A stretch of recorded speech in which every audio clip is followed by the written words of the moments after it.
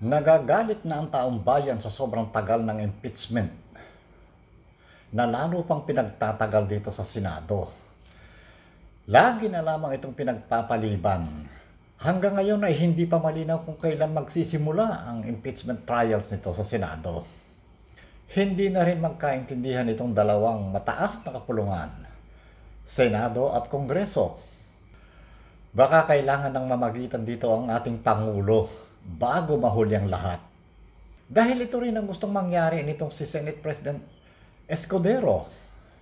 Ang sabi niya, hindi raw masisimula ng pagtalakay sa articles of impeachment dahil sa kawalan ng quorum.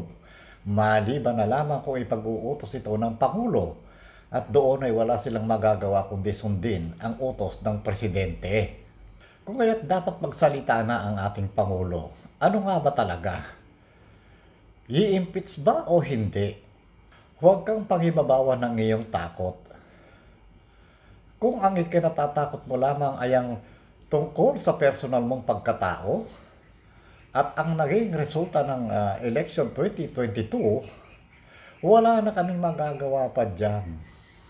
Nandyan na yan. Nandyan ka na. Hindi na importante kung anong sasabihin pa ng iyong mga kaaway. Tinanggap ka na namin. Ang gusto namin makita ngayon ay makita kang lumalaban. Ipaglaban mo ang taong bayan sa mga naghaharing uri.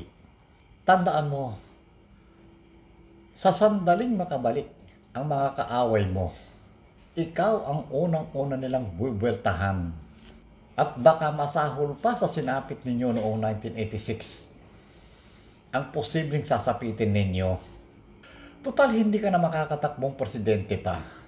Sa ayaw mo't sa gusto, bababa ka dyan sa 2028. Ito na ang pagkakataon mong makabawi sa mga taong bayan.